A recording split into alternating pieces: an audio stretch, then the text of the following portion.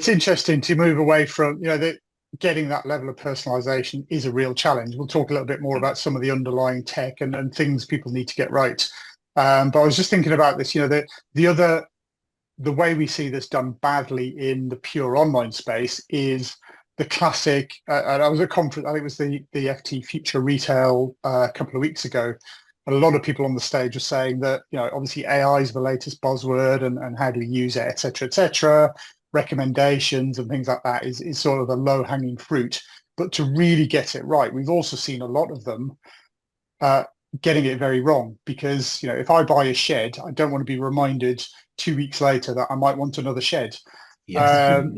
It's kind of how many of these things, how many sheds and strimmers might I need for my garden.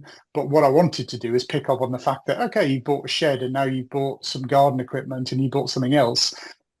Sell me the complementary products, or give me something that enhances what I've already done, and kind of try and take me on a journey, which you can do in store. Some of the big players like Nike are doing that.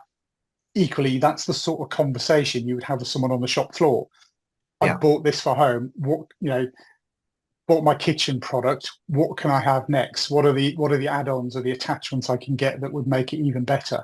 And I think it's a real challenge to kind of take that physical experience online, like Nike have done, and for a lot of retailers to make that work, because you just don't know. You can interpret some data, but how do you get that? The word authenticity was used a lot recently as well. So how do you make that an authentic experience rather than quite a staged? You can almost predict yourself what they're going to recommend next. But one of the biggest issues is you're dealing with humans.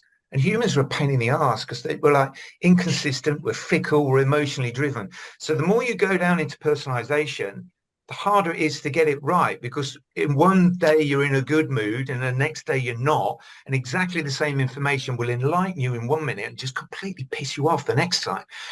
So it is very difficult, because that deep dive into personalization means you're more likely to either offend or delight in equal measure. And getting that, because like you say, you buy the shed and then they approach you about accessories, going, if I've got all the accessories, that's what I needed the shed for, to put them in. Then the next day you go, that's really useful because I've got this hedge and I've got to trim it and it's too higher, so I need an extendable arm, and it is a really difficult thing to do, to try and cover all the bases and present it in an engaging, authentic way, because the more you go binary and functional, the more you're likely to alienate people as well. I don't know whether that's the sort of experience you guys find. Yeah, I think that's a really good call, and the algorithms to kind of get some of that right would be absolutely truly mind-boggling, because you can look at browsing history and say, Ian's been looking at hedge trimmers, and then you go onto B&Q's website and those two correlate, but ultimately you may have bought that somewhere else, so B&Q don't know you've already got a hedge trimmer. So I know Amazon do it really well in terms of, you go and you look at a product and that'll give you like a whole series of recommendations, but again, that assumes that you've only been shopping at Amazon and not that you've bought one thing there or just a part for something else, and you've actually bought the main products elsewhere. So and I think it's a really good point, Ian, as well, that our moods change, our minds change, and our budgets change as well. That you could come to a point where a few weeks ago you had some money to actually do the garden, and then the washing machine broke, something else went wrong, the car needed servicing, and that budget's gone, and you're now getting inundated with all of these recommendations saying, look, why don't you get your garden finished? You're like, well, damn, I wish I could, but the budget's gone for something else. So I totally agree. That's a really good point. It's to try and pull all that together would be truly mind-boggling.